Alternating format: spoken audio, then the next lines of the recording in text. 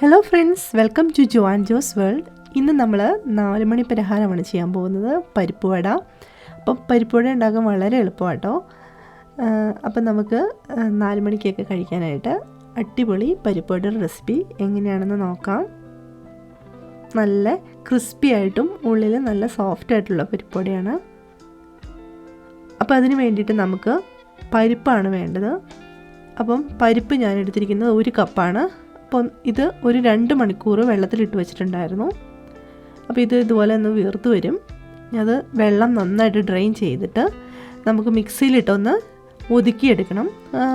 ഒത്തിരി പേസ്റ്റ് പോലെ അരയ്ക്കണ്ട, കടിക്കാൻ പാകത്തിന് ജസ്റ്റ് ഒന്ന് ഒന്നുകിൽ പുറകോട്ട് കറക്കി ഒന്ന് ഒതുക്കിയെടുത്താൽ മതിയാവും.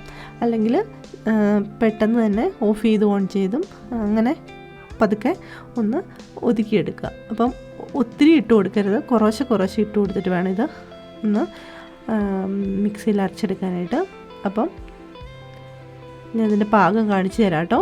ഇപ്പം ഇതുപോലെ എല്ലാം നന്നായിട്ട് അരയണ്ട, എന്നാൽ കുറച്ചൊക്കെ അരയും ചെയ്യണം. അതുപോലെ തന്നെ കുറച്ച് പരിപ്പ് നമുക്ക് അതുപോലെ തന്നെ ഇട്ട് കൊടുക്കാം. അപ്പം ഞാനത് മിക്സിയുടെ ഈ അടപ്പിനകത്ത് പറ്റിയിരിക്കുന്നതൊക്കെ അങ്ങ് വടിച്ചിട്ട് കൊടുക്കുവാണ്.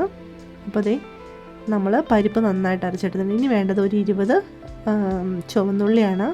അതുപോലെ തന്നെ കറിവേപ്പില, ഒരു 1.5 ഇഞ്ച് നീളത്തിൽ ഇഞ്ചി ചെറുതായിട്ട് അരിഞ്ഞെടുത്തത്. പിന്നെ വേണ്ടത് ഉണക്കമുളകാണ്. ഇനി നിങ്ങൾക്ക് പച്ചമുളക് ഇഷ്ടമാണെങ്കിൽ നിങ്ങൾക്ക് പച്ചമുളകും ചേർത്ത് കൊടുക്കുക. ഒരു 4-5 പച്ചമുളകും നിങ്ങളുടെ എരിവനുസരിച്ച് ചേർത്ത് കൊടുക്കുക. അപ്പം ഞാൻ ഇതിനകത്തേക്ക് പച്ചമുളക് ഇടുന്നില്ല, പിള്ളേർക്ക് കൂടി കൊടുക്കാനുള്ളത് കൊണ്ട്. ഇനി ഇത് നമ്മുടെ ഈ നമ്മൾ ഒതുക്കി വെച്ചിരിക്കുന്ന പരിപ്പിനകത്തേക്ക് ഇട്ട് കൊടുക്കാം. പിന്നെ വേണ്ടത് കായത്തിൻ്റെ പൊടിയാണ്.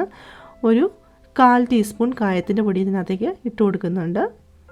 ഇനി ഇത് കൈകൊണ്ട് നന്നായിട്ടൊന്ന് കുഴച്ചെടുക്കണം. അപ്പോൾ ഉപ്പ് ഇട്ട് കൊടുക്കണം. 1 ടീസ്പൂൺ ഉപ്പാണ് ഞാൻ ചേർത്തിരിക്കുന്നത്. ഉപ്പൊക്കെ നിങ്ങളുടെ പാകത്തിനനുസരിച്ച് ചേർത്തോളൂ. ഇനി നമുക്ക് സ്പൂൺ മാറ്റി വെച്ചിട്ട് കൈകൊണ്ട് നന്നായിട്ടൊന്ന് ഞെരടി നന്നായിട്ടൊന്ന് മിക്സ് ചെയ്തെടുക്കാം. അപ്പോൾ ആ സമയത്ത് ഞാൻ എണ്ണ ഒരു പാനിനകത്ത് ചൂടാകാൻ വെച്ചിട്ടുണ്ടായിരുന്നു. ഇത് വറുത്ത് കോരാനുള്ള എണ്ണ. ഇത് നന്നായിട്ട് കുഴച്ചെടുത്ത ശേഷം നമ്മുടെ എണ്ണ ചൂടായി വന്നിട്ടുണ്ട്. അപ്പോൾ പാകമായെന്ന് അറിയാനായിട്ട് ഒരു ചെറിയ പീസ് ഇതിനകത്തേക്ക് ഇട്ട് കൊടുക്കുക. അപ്പോൾ തന്നെ അത് മുകളിലേക്ക് പൊങ്ങി വരുവാണെങ്കിൽ അതിൻ്റെ അർത്ഥം എണ്ണ പാകത്തിന് ചൂടായെന്നാണ്. ഇനി നമുക്ക് ഇതെങ്ങനെയാണ് ഷേപ്പാക്കി എടുക്കണമെന്ന് നോക്കാം. ഇതുപോലെ ഒന്ന് ഉണ്ട ഉരുട്ടിയെടുത്ത ശേഷം കൈയുടെ നടുക്ക് വെച്ച് കൊടുത്ത ശേഷം മറ്റേ കൈ കൊണ്ട് ഇതുപോലെ ഒന്ന് പരത്തിയെടുക്കുക. അപ്പം ഇതിന് നടുവിൽ ഇച്ചിരി കനം കൂടുതലും അരിക് കനം കുറച്ചും നമുക്ക് ആ ഷേപ്പായിട്ട് കിട്ടും. അപ്പോൾ ദേ നമ്മുടെ പരിപ്പുവടയുടെ ഷേപ്പ് ഇതാട്ടോ. ഇനി നമുക്കിത് ചൂടായ എണ്ണയിലേക്ക് ഇട്ട് കൊടുക്കാം. അപ്പോൾ എണ്ണ ഒരു മീഡിയം ഫ്ലെയിമിൽ വേണം വയ്ക്കാനായിട്ട്, ഒത്തിരി കൂട്ടിയിടരുത്. അപ്പോൾ ഇത് പെട്ടെന്ന് കരിഞ്ഞു പോവും, അകം വേവുമില്ല. ഇത് ഒരു സൈഡ് മുരിഞ്ഞ ശേഷം മറിച്ചിട്ട് കൊടുക്കുക. അപ്പോൾ ഇതിൻ്റെ 2 സൈഡും ഒരു ഗോൾഡൻ കളറാകുമ്പോൾ നമുക്ക് വാങ്ങാം. വാങ്ങിക്കഴിഞ്ഞ് ഇതിരുന്ന് നല്ല കളർ വയ്ക്കും. അപ്പോൾ അതുകൊണ്ട് ഒത്തിരി കരിച്ച് വാങ്ങരുത്.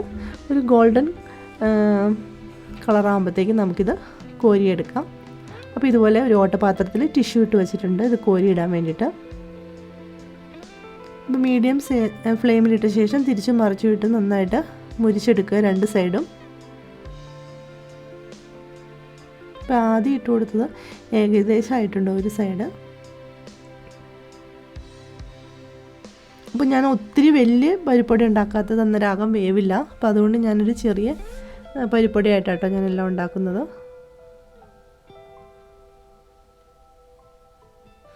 അപ്പോൾ തിരിച്ചും മറിച്ചു വിട്ട് നന്നായിട്ട് എല്ലാ സൈഡും നന്നായിട്ട് വേവിച്ചെടുക്കണം.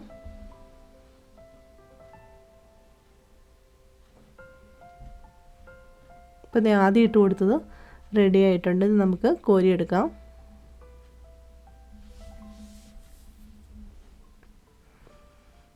ബാക്കിയുള്ളതും തിരിച്ചിട്ട് കൊടുക്കാം.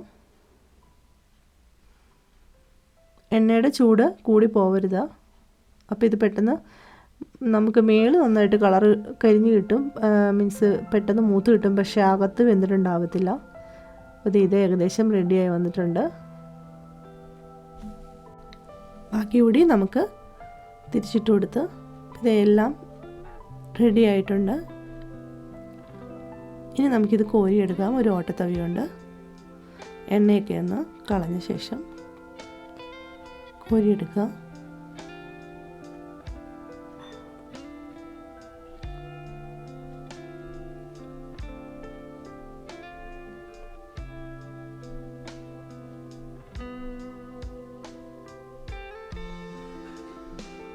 ഇനി നമുക്ക് അടുത്ത സെറ്റ് കൂടി ഇതുപോലെ തന്നെ ബാക്കി വറുത്ത് കോരിയെടുക്കാം.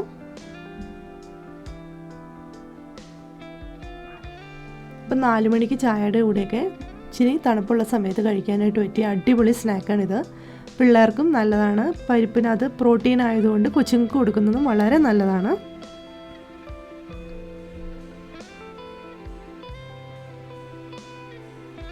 അപ്പോൾ നമ്മുടെ പരിപ്പോടെ എല്ലാം തന്നെ റെഡിയായി വന്നിട്ടുണ്ട്. നല്ല ക്രിസ്പി ആയിട്ട് ഉള്ളിൽ നല്ല സോഫ്റ്റായിട്ടും തന്നെ കിട്ടിയിട്ടുണ്ട്. അപ്പോൾ ഇത് ഇത്രയും എളുപ്പമുള്ളൊരു സ്നാക്കാണ്. അപ്പോൾ എല്ലാവരും ട്രൈ ചെയ്യണം. ട്രൈ ചെയ്ത ശേഷം വീഡിയോ ഇഷ്ടപ്പെട്ടാൽ ഷെയർ ചെയ്യാനും സബ്സ്ക്രൈബ് ചെയ്യാനും ലൈക്ക് ചെയ്യാനും മറക്കരുത്. അപ്പോൾ ഇതേ ഞാൻ കഴിച്ചു നോക്കി, നല്ല ടേസ്റ്റാട്ടോ. അപ്പോൾ ഇവിടെ ചെറിയ സ്നോയൊക്കെ വീണ് കിടക്കുകയാണ്. അപ്പം ഈ സമയത്ത് ഇങ്ങനെ പരിപ്പോടെയും ചായ കഴിക്കാൻ നല്ല രസമാണ്. അപ്പോൾ നിങ്ങളെല്ലാവരും ഉണ്ടാക്കി നോക്കുക. Thank you for watching. Bye bye.